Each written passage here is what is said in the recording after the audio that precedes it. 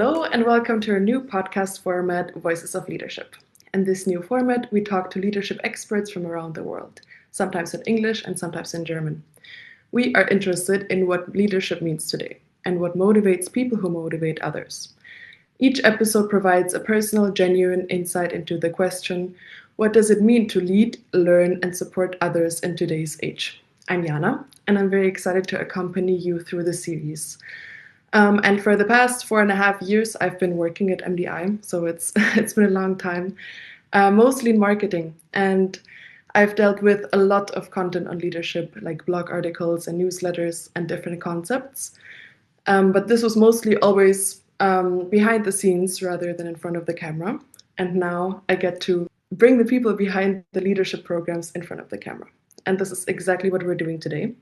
My next guest is Zeca Ruiz, a leadership trainer and consultant working across Latin America and Europe. His work focuses on leadership development, cultural transformation, and team dynamics in complex environments. You may know him from his viral TikToks, where he shares insights and leadership tips. Today, I'm very excited to talk to him about a topic of his expertise, which is cross-generational management. Together, we will find out what it means to lead in an intergenerational team and how to combat challenges that may arise in such a work environment. Now, I want to welcome Zeca, who is already sitting virtually in front of me. Hello, Zeca, welcome. Hello, thank you, Jana. How are you feeling today? Very good. What about you? Also, very good. Thank you so much. I'm very excited to have this conversation with you. Me too.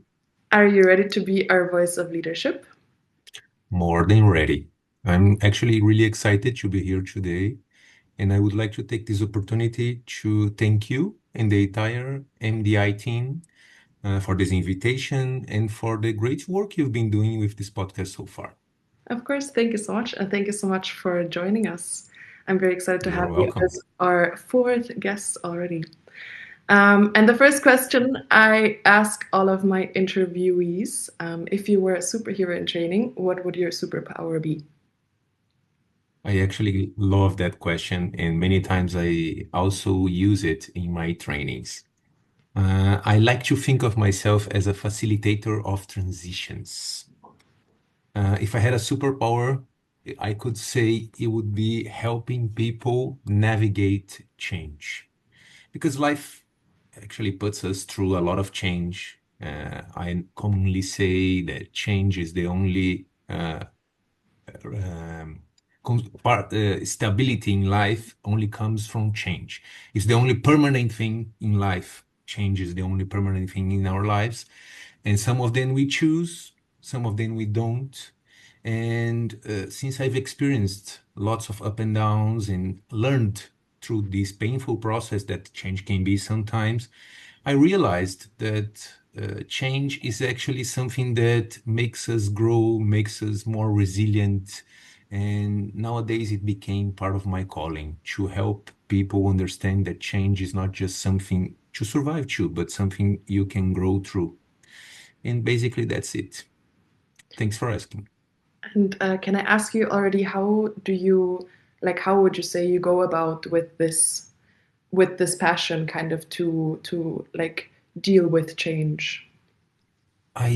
Nowadays I'm working on a project for my social media and for educating purposes, which is Turning Point. It's for people who really want to change their lives and how to do so. Because normally we have a strong will, but we don't know how to make a strategic move towards our goals. And also, I love the topic of culture change because, as we will talk a lot today, we are living a lot of changes nowadays. Every month or every week, we have a new topic and a new theme which can impact our work and day and lives, work life and personal lives. So we have to be more flexible and we have to adapt faster more than ever. And I use a lot of tools. I have some mentors on that topic, and normally is about changing people and breaking resistance because we tend to resist a lot when we talk about change, right? Mhm. Yes. I would love to talk more on this when we start talking about the topic.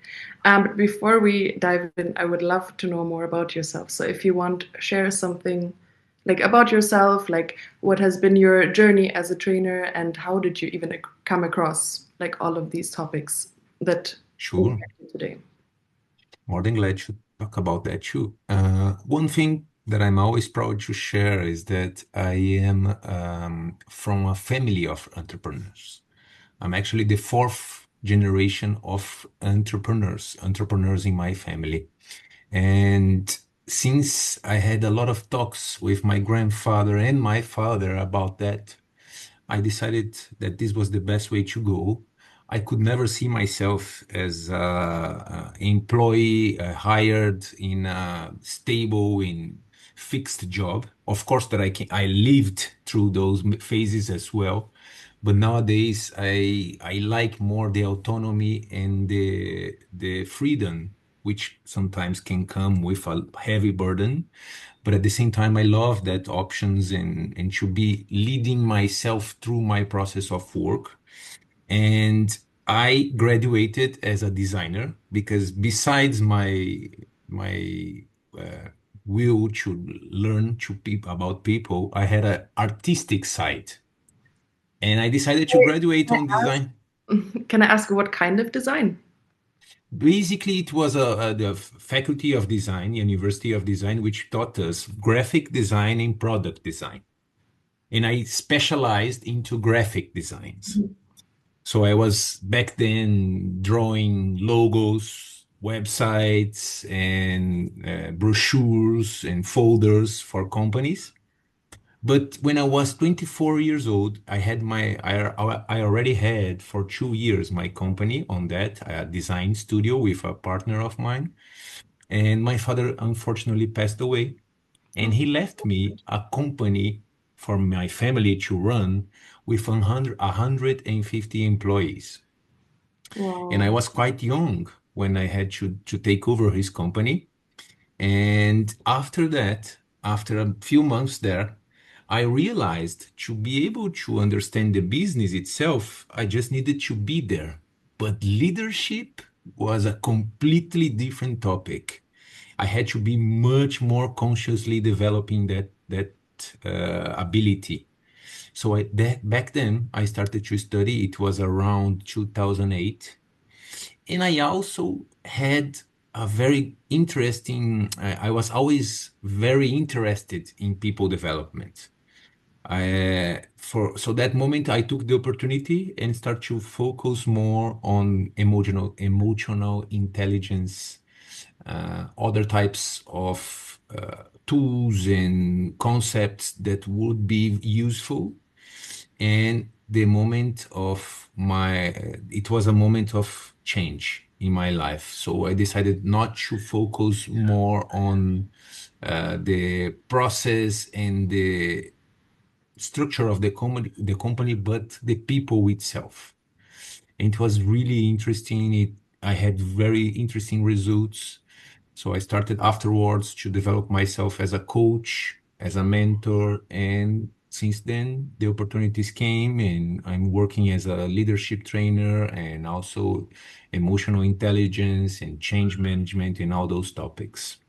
Because you said that you suddenly you had to lead 100, did you say 150 people even? That 150 is people. that is a very big number. How was that for you in the beginning? At the beginning, I was completely lost. My father passed away just as the same moment we were living the subprime crisis in 2008. Mhm. So business was completely down.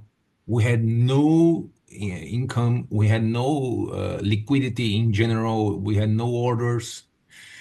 So I had a lot of free time to talk to people and understand their needs. So my time was basically focusing on that. He had a partner who taught me a lot of things after he passed away. And I was like being working as a trainee and trying to see where were the opportunities for me to work on. And after, I honestly say, 1 year of being completely lost, in the company, I realized that nobody was talking about the leadership itself and how to develop the process in there. Since I saw that opportunity in that moment, I found myself with a more direct focus. And it was about 2009 when I did my first course on neuroprogramming linguistics, which helped me to understand how I could develop those leaders. I also had a brother, and my mother was also working there. So we could balance in a way that the company could survive.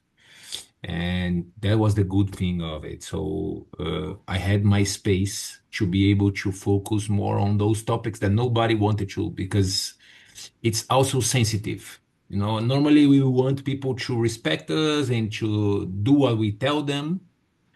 But if we don't use the right communication, or if we don't understand their needs in their processes, it's going to be difficult to have them engaging with what we order, or of what we want them to do so. So I realized that, and luckily it went well. Hmm. And do you feel like, because I mean it's been a very long time. I mean, in like the 17 to 18 years that you have that this like that you had this experience, do you feel like you have any major learnings from this? Because it also must build you, like, or also build your character a lot, no? Like you as a Totally, leader, you as a person, you as a trainer. So do you have totally. anything that you think about when you think about these years and like how they have shaped you? They shaped me to basically understand empathy and active listening. It's the most important thing when you manage people. If you force them to do something without understanding what they expect from, and what is the purpose of something, if you just tell them, do what I want, because I was in a position, I was copying. I had a reference of a father who was the CEO of the company. Every time I was at that company, I saw him telling people what to do. My understanding was I just have to copy him. I have to tell them what to do. Mhm. But it didn't work. For him, it worked because he had built the business from ground up, and he understood the essence behind all of those peoples and all of those processes. I was telling them things to do with no moral or nor any credit or any respect. So to build that respect, I had to listen, to be empathetic, to understand. And it took me a while to realize that. So nowadays, this is the main flag I hold when talking about leadership. It's about others first. You have to learn about others to be able to be a good leader. And this was something that made me understand that principle. Yes, this makes a lot of sense, and I think what is really inspiring about this is also that you then also decided to kind of go against what you learned from your father. And I Yeah. think this, I mean, then I can imagine that it like you learned a lot from this experience. It was a painful process. Yeah, I had yeah, I to think, deconstruct. but isn't that all what learning is about?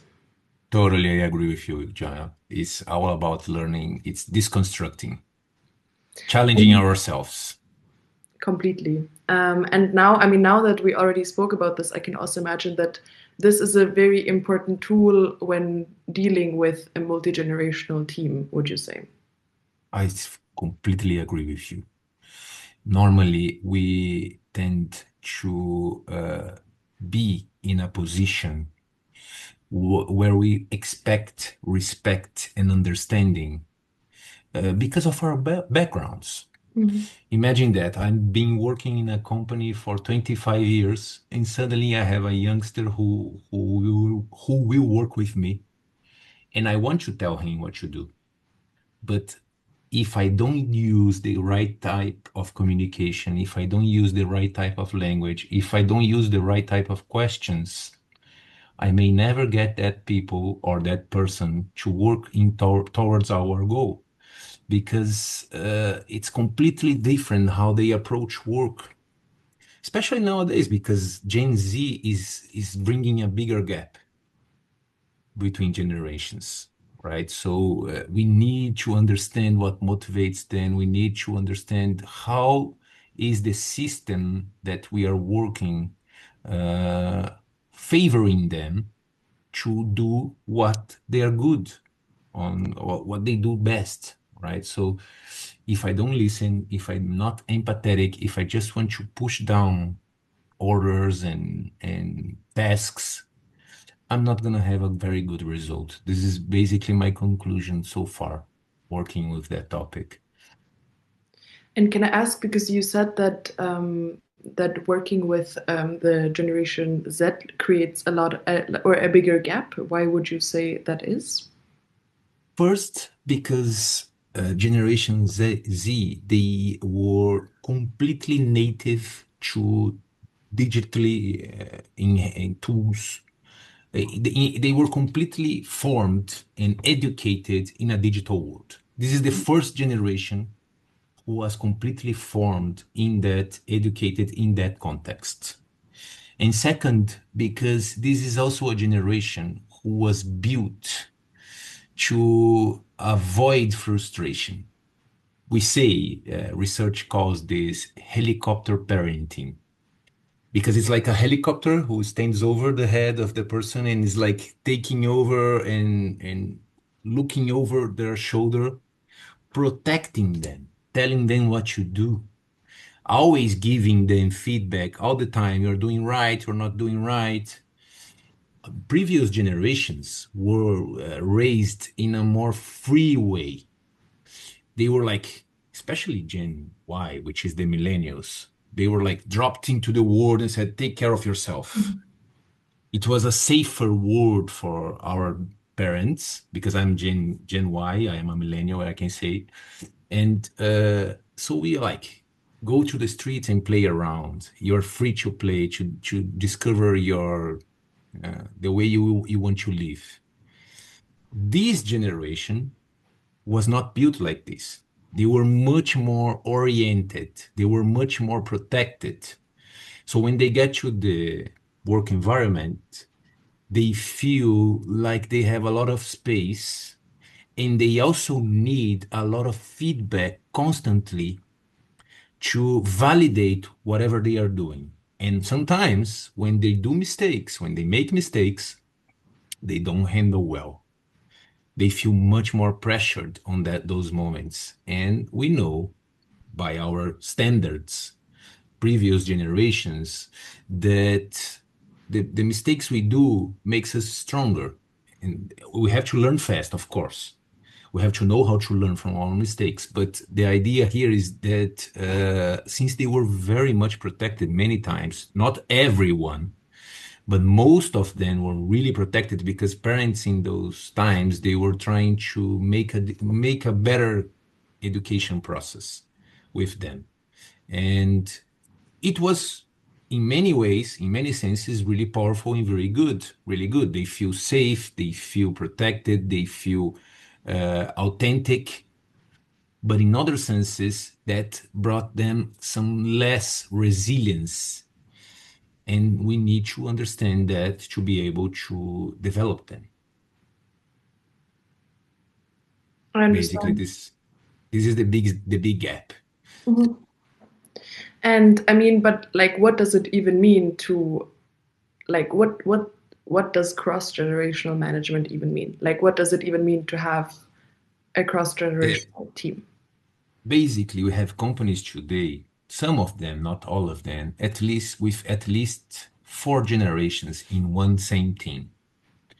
And the first question here, the first thing we have to understand is that our generation is a sociological concept that refers to a group of people who grew up during the same historical period, and they were shaped by similar experiences.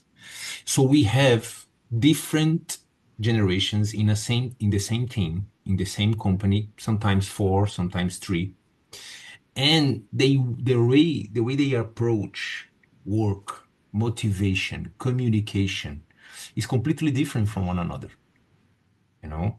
So since those elements of how they were shaped influence how they see and approach work and the process of learning, if we don't understand the differences, we will have a lot of conflict. And sometimes we will give up because we think it's impossible to deal with the differences. But in fact, it is not. It's kind of a way of basically, we are essentially talking about leading people who were shaped in different contexts, and therefore they need, they have different expectations and motivations. So that's the challenge here, to understand and to align the motivations and the expectations. Once we get to that clarity, once we get to that alignment, things can flow in a very in a very good way. But if we don't do it so, if we don't understand the differences in the perspective, we won't be able to reach the high potential that these differences can bring us. And do you have any experience, like how you deal with these differences in Yes. in generations? Basically, until 3 or 4 years ago, I was still connected to my family's company. And already there, we were facing many challenges with that. Some of them are incredibly potent. I mean, some of those employees that come from Gen Z, they are we would use to call them sharks because they always swing forward, you know? They don't stop. But some of them are very sensitive, very difficult to give feedback sometimes. If you give good feedbacks, they are dealing well. If you don't have a very, if you have a, like say, not a good feedback, but a corrective feedback, they don't manage so well. They get very, really sensitive. And also, I worked with some companies as a consultant trying to reach some cultural change. And in that sense, we had the same challenges. Also, I worked with as mentor in some with some not C-level but managers normally who were dealing with those teams that have 2 or 3 generations together. And we always discussed possibilities of changing the system of work because hierarchy for Gen Z, it's challenging. They don't accept it really well. They need purpose. They will not just make it what you want or do whatever you ask of them because you are their boss. You need to understand what would motivate them and what's the purpose of those tasks, how they impact lives with those tasks. When you get to that point, they will collaborate, but sometimes it's difficult, and we have to focus first on our self balance should afterwards be able to communicate in a way that can engage them. Basically, this is so. I worked with managers and some clients with those sensitive topics, and also myself with my company. So you say that bringing purpose to the Generation Z would be one of the bigger challenges, or also one of the bigger, like, just tasks you would see as a leader. But then how do you do that? Normally, we are very used to macro truths. We say, uh, this is it. This is how it's supposed to be. Believe me when I tell you. There is no possibility of changing. I mean, if you think about publicity in the past years and marketing, when you think about a brand, they always say this is the best company for you to work, or this is the best toothpaste or toothbrush, or this is the best pen you can buy. Gen Z knows this is just propaganda. This is just publicity. Gen Z wants to know the truth. Okay, this is a really good company to work with. But you also need to understand that in here we have these and these challenges. Our company is still growing, and our company needs some different structures for what we are facing as a challenge today. Sometimes we have conflicts because our bosses or our structure here is not offering the best feedbacks possible. And also, so they need to understand, first of all, where are the weak spots, and they will not buy out anything that you say. They are really smart and they know how to research. This is the good thing of them. If you tell them, look for me and find the best iPhone or the best cell phone to buy, they will bring you a table with the good and the bad of each model, and they know how to look for it and they know how to research it. They have a lot of access to information. If you tell them something which is general, they will not believe you. So you need to focus on giving them the real context, first of all, tell them what is good, what is not so good, and how we can work together to improve those, to take advantage of what is good and to improve what is not so good yet. If you tell them that, they will feel like they are part of the process, because belonging, it's really important to them. They want to feel part of the process. They want to co-create with us. So we have to give them some autonomy, but at the same time, we have to give them clarity on where this autonomy is focusing on. Give them limits. Otherwise, they will try to do everything at once. If you give them, this is the spot, you circle the spot and say, in here, you can have full autonomy. And the work you do here can implement, can improve all of those areas. And in the last level, we will have these kind of benefits in society, in our work environment, in everything that's related to that topic, to that area of limits. I have one more question about the Gen Z category in general, because I mean, obviously, like talking about this, you have used it a lot, and also like to make kind of clear distinctions between Generation Z and like other generations. But because also I'm Generation Z, so like listening to this is very interesting to me as well. But Mhm. now, so my question is, why would you say it's particularly the generation and not necessarily different personalities, for example? Because I mean, many things that we're talking about could also be applied to just differences in personality. Do you know what I mean? Of course, I totally agree with you. It's not a rigid concept. You can totally find people in Gen Z who works and behavior in their behavior is completely different from their peers, from their peers, in the same generation. In general, we focus on the influences they had growing up. Those influences generate some common results in their behavior. you know you have inside Gen Z a lot of a minority which sees the world we are living in and gets a little fuzzy, like confused, saying this doesn't make any sense for me. So they are completely disciplined, focused, they have clear goals, they are amazing. We call them zoomers, because it's actually someone who is seeing everything that is going on and saying, oh my God, this is not going to work.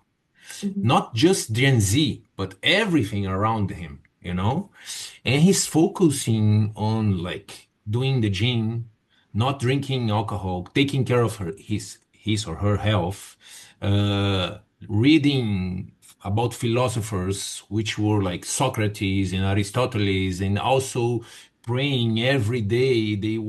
I mean, they have a very powerful structure of discipline and focus, and they are just reacting to the ways things are being done in reality nowadays. But at the same time, we have a majority of them who are actually living and trying to fit in a system that is changing constantly. So sometimes they understand the North, they understand where they are going, and sometimes that is completely changed and completely different. So they are always, how can I say, not trusting the process. They are like looking to see if that's nowadays. Also, we can say, for example, we have such good access to information that if someone shows up, for example, a politician saying that he's a very good person, and 3 or 4 weeks later on, a scandal comes up, and the same politic who was saying it was a good person now is in the middle of a big scandal. So he's like, I cannot trust people. I have to trust myself. If I trust people, I will be fooled. So I need to trust myself. And that makes them really challenging to convince. But at the same time, some people deal with that depending on the education and personality with in a different way. Others, in general, behave in a more specific way. We can find, it's not, like I said, it's not a rigid concept. We can find those who developed better and have strong, bigger and better talents to those types of situations. But in general, we have a line which shows us that it's a pattern, and we can develop them, we can change them, we can use that in some way, but we have to be aware that at least 70 to 80% will show those patterns. Mhm. And I mean now, yes, thank you so much for answering this question. I mean now, like we've talked a lot about the Generation Z, but where do you think in this construct and also like in this kind of mix of generations, where do the other generations come in? Like the millennials, the Gen X, and the boomer generation. These generations come because they are actually sustaining the system where the Generation Z is going to come. So we've built millennials, X, and baby boomers idea of long-term effort, stability, and the world today is not able to sustain that model of stability. Long-term effort is possible, but we have to adapt much faster. Back then, for me, for my parents, for my grandparents, when we aimed my future is getting married, having kids, having a good job where I will work for like 20 or 30 years until I grow and get some opportunities. It was completely possible. But today, this changes with a very high speed. So this possibility is not so stable for the Gen Z. But at the same time, they need a place to land and to have perspective. Where did we come from? How things used to work and how things are needing the needs that how things need to change right now. Gen Z will get to this system and we will understand from the previous generations. And we also need to balance because not everything that we do as millennials or X generation or baby boomers is wrong. We are just not adapted to the velocity things are changing today. And for that, we need Gen Z. Gen Z is like amazing in that sense. They adapt, they change, they have ideas, they are really creative, they research, they have information, but we say that millennials, for example, they have contextual judgment.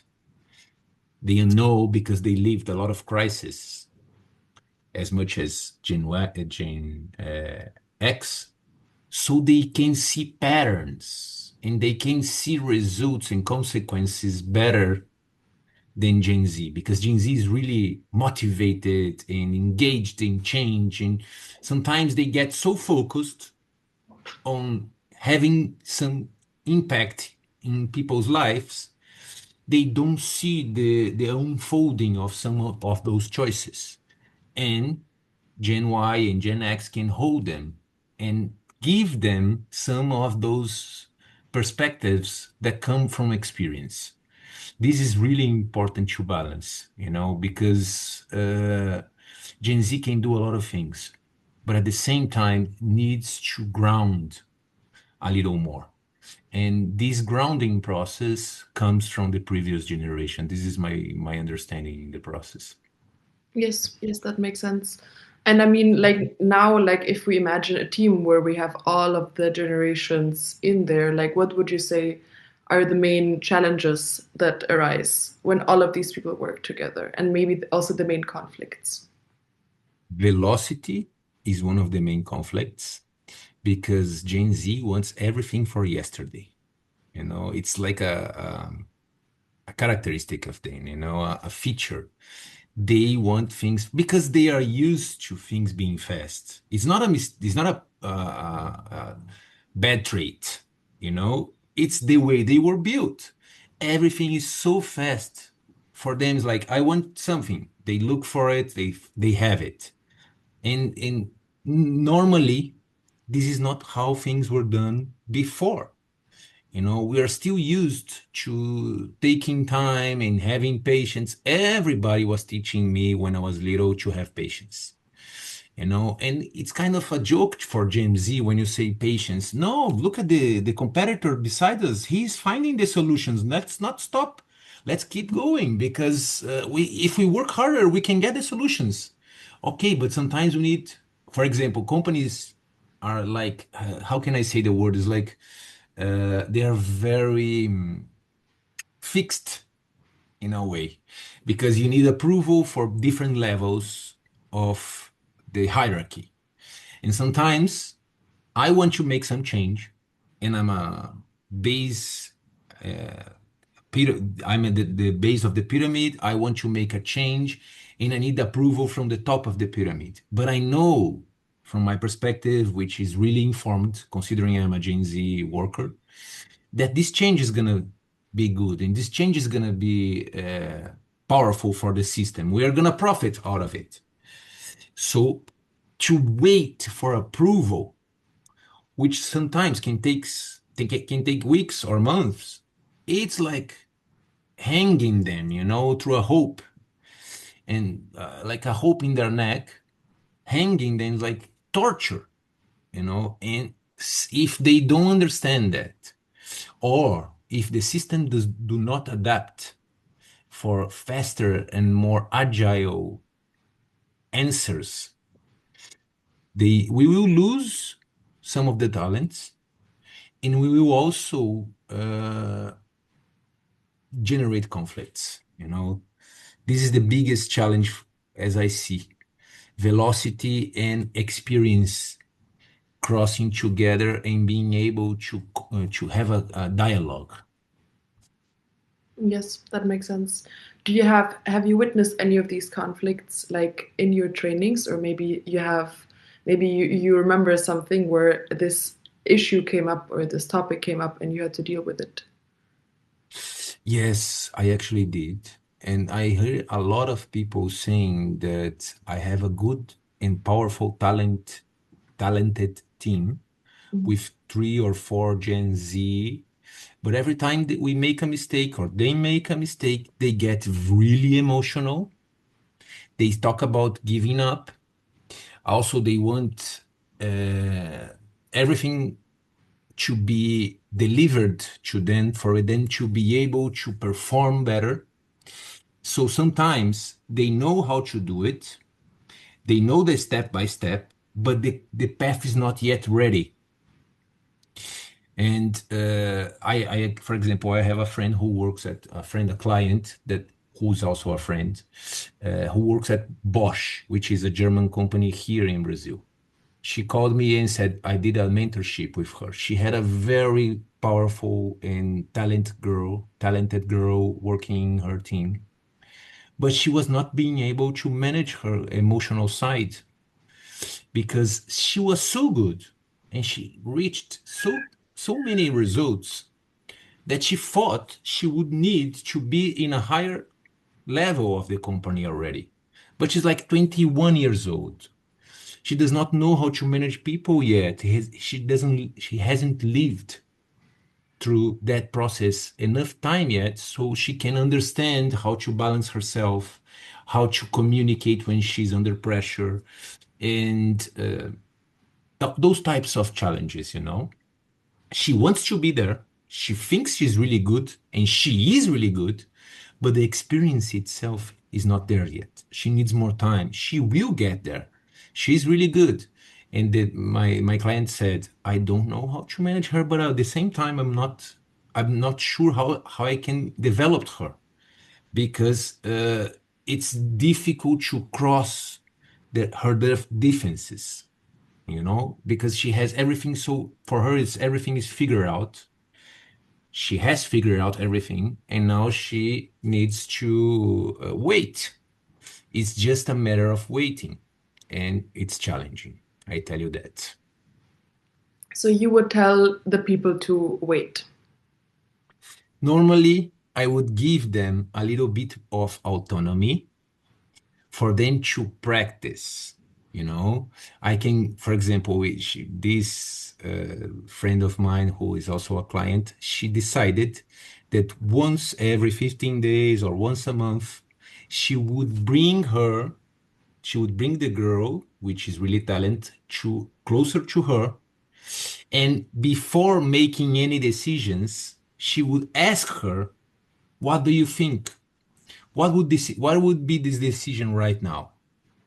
Normally, the girl wouldn't choose well, you know. Normally, she would say something smart, but the path she chose was a path that would take to some types of problems, you know. So she was teaching the girl that she needs more maturity before she gets to that point. You know, she was finding a way of teaching the girl. Basically, for the youngster, I would give them the advice of being more flexible. You know they have a lot of information. They can contribute a lot, but to be able to contribute in a way that they don't generate too much stress for themselves, they need to reach some maturity, and that only comes from living different types of situations. And for that, you need time. It's just time. It's impossible to bring theory into perspective in these senses. You need to bring experience into perspective, not theory. Theory helps, but it's not the main thing in work environments, you know?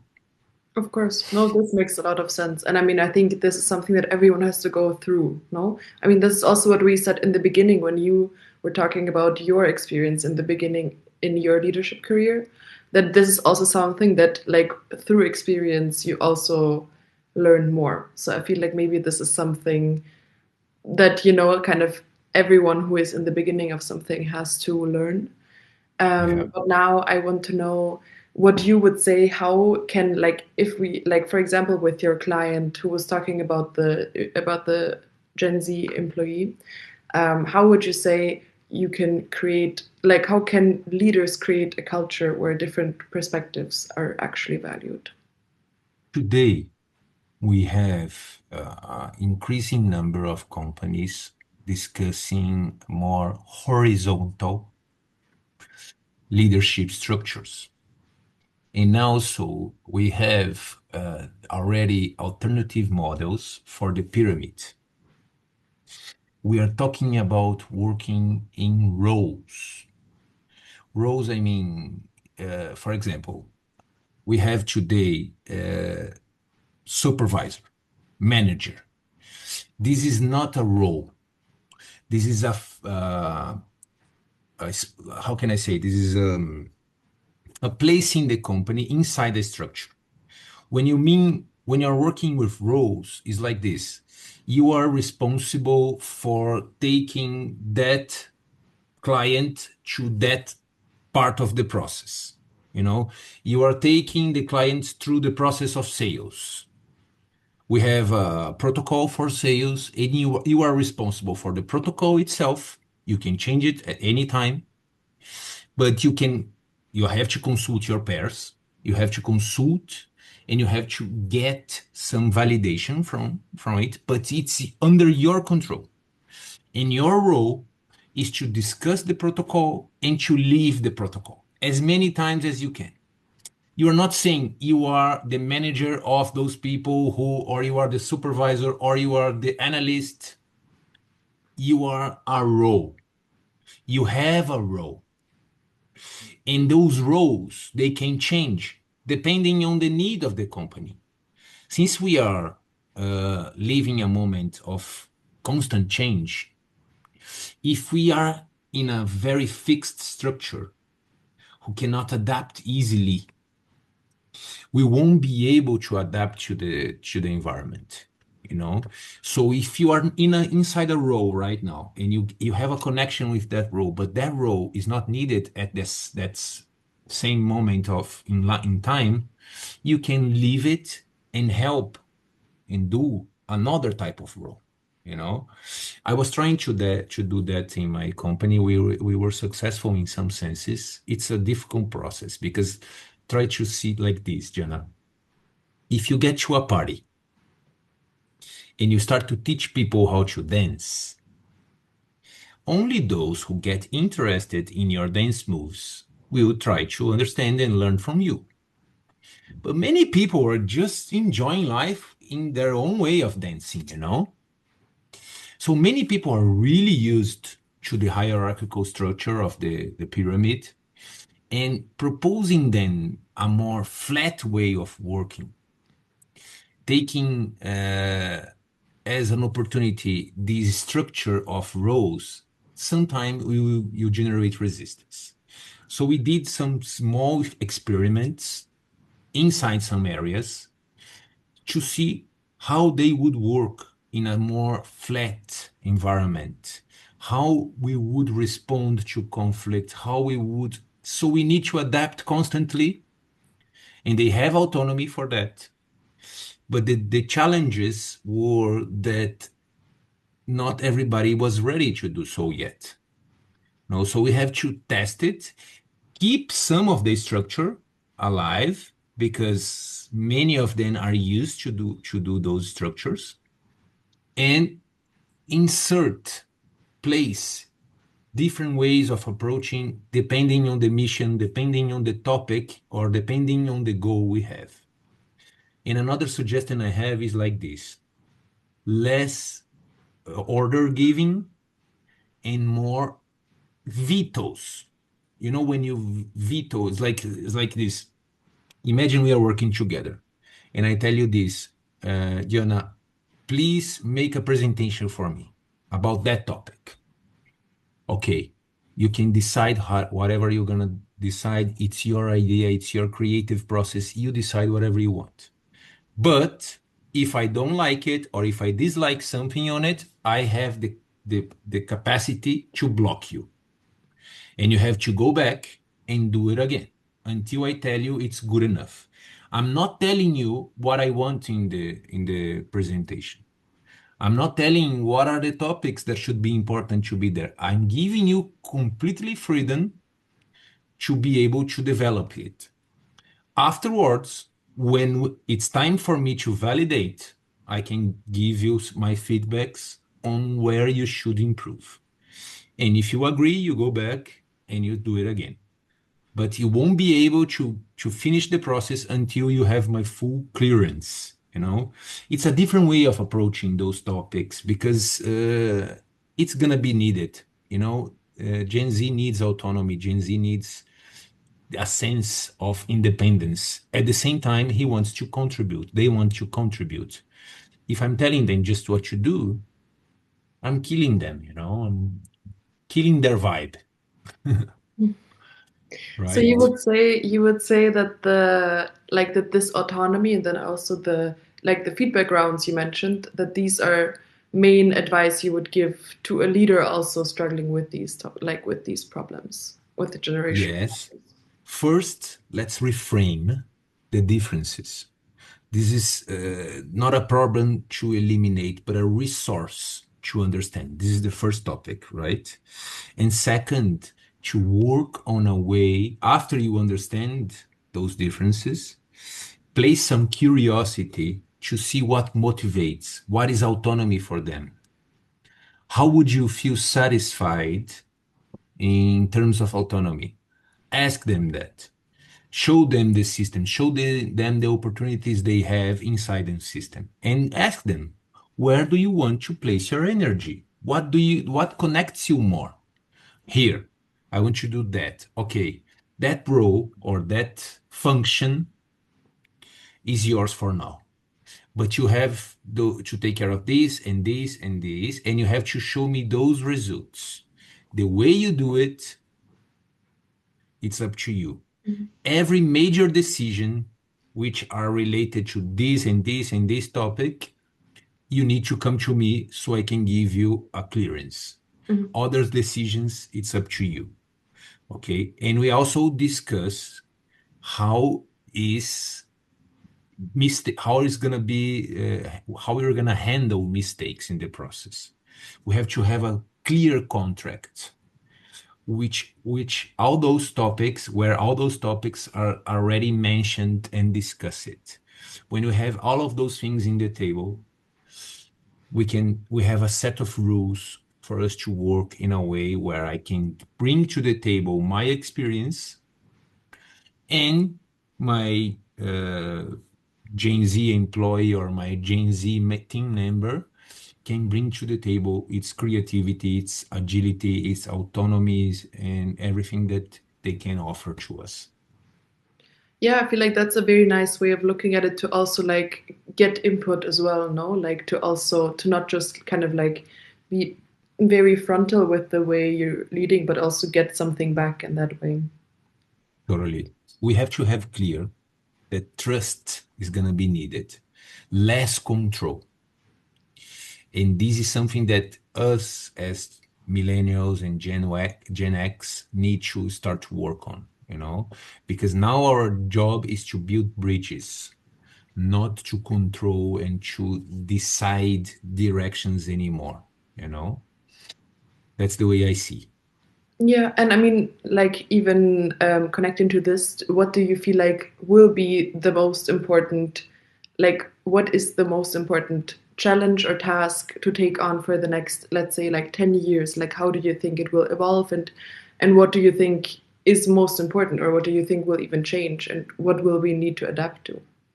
I think this is the main thing. I have a very like principle that I follow, which I always teach in my trainings, through assemblances, we connect. Through differences, we grow. So we need to understand where is our trust and where we connect for us to be able to reach this bound where we see each other protecting each other. Because back then, my time, the behavior of trying to compete with each other was really important inside companies and inside the organizational environment. This was seen as a good thing because it would take the company to the next level. If I'm competing with you, Jana, and we are looking for the same goal, we do better. We look for improvements during the process because we want to reach and we want to win. But today, this is not going to be so helpful any longer. My perspective is we need to bond with the team, and the team needs to be able to converse, to have dialogues where we need to adapt constantly. I need to sacrifice myself sometimes. In other times, other people will need to sacrifice themselves. But the idea is we need to change and we need to stay out of the ego process. In that, we need to learn inside our companies with our bosses, because from there, we can understand the differences and use it in favor of the company, you know? So my perception is if we don't focus on changing the system itself, the system will collapse because Gen Z is not going to accept the way we work any longer. You know, we need to give them the context where they can take what we've done to a better place. But at the same time, we have to be able to open hand and simply give up on certain concepts, you know, otherwise we won't be able to. You see, for example, nowadays we have a lot of companies who gave up hiring Gen Z and are hiring for like more lower levels of the company, Gen Y and Gen X, even though they are older. So this is something that's not gonna work for a while because in few years, this is not gonna be something they will be proud of because this is not gonna be able, they are not gonna be able to adapt. They are trying hardly to keep the system alive instead of adapting. So we need to focus more on that. Okay, did I answer Yes. your question? No, no, no. Yes, it was perfect. Thank you so much. I feel like this was also such a nice way to also wrap up like the topic of cross-generational management or multi-generational management. But now I would also like to know like what are your other interests, or would you say this is kind of your main specialty, your main passion, or do you also have other things that you're very interested in the like in terms of leadership? My favorite topic is change management because, as I said in the beginning, I'm consider myself a facilitator on transitions. I love to find people in those places where they are like, I'm not satisfied anymore, or companies who says, I'm not satisfied anymore. I need to go to the next level. And normally they know how to do it. Normally they have all the resources they needed. They just don't have the vision in a way that they can get to that point. And yet I love the way companies evolve, you know. The topic of cross-generational management came in that spot where I was seeing a need of evolution, but people, instead of focusing on that, because let's say our work system today comes from the Industrial Revolution. We are adapting, of course, we have changed a lot of things, but the main structure, which is the pyramid, the hierarchical levels, control, and everything else, comes from that time. We are feeling already that this system is not enough anymore, but we don't know what to put there. We don't know what to replace that for that. So that in that situation, in that perspective, came the cross-generational management. But the thing I love the most is change management. It's the thing that is I'm passionate about and where I understand more. I can contribute more on that sense. And when it comes to change management, like what is one advice or one thing you like to share with the people in your training? Don't treat resistance as resistance. Treat resistance as a call for needs. Every time we understand the needs behind a resistance for a resistance behavior, because change brings resistance. It's like the other way of the other side of the coin, you know. You promote change, automatically you will have resistance. If you treat resistance as the enemy, you will not have a good process of change. If you treat resistance as a call for needs, I need for me to say something, I need for me to, I have something that I need, and I'm not being able to communicate or I'm not being able to inform in the process. I'm willing to change. I can understand the need for change, but I also need that my necessities are respected. If we treat change like this and resistance of change like this, we will have a very good, powerful, and complete process. Because normally, when we talk about change management, is the place where companies lose more money. It's when they try to change without proper management and trying to push people to do things that they don't really understand why they're doing. And as Jeff Hyatt says, he says, because he's a very good expert in change management, he says, no company will change if their people don't change. We need to focus on changing those people first. Then we will have a different company. Then we will have a different system. Otherwise, we will stay always in the same place. Yes. Thank you so much. Thank you also so much for this little insight on your main passionate topic. And while I would love to talk more to you about this, I also feel like it would kind of, it would go so far. But I really enjoyed having this conversation with you. Do you Me have too, Joanna. anything, any last thoughts you would like to share with our audience? Just be open, be curious. We have a lot to offer and we have a lot to learn for Gen Z and from the Gen Z.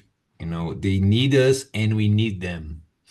And it's important that we take that approach with more curiosity, more openness for us to be able to reach and take society and companies to another level because they are inviting us to do so. I like to say they are the finger in when you have a wound Mhm. in your skin.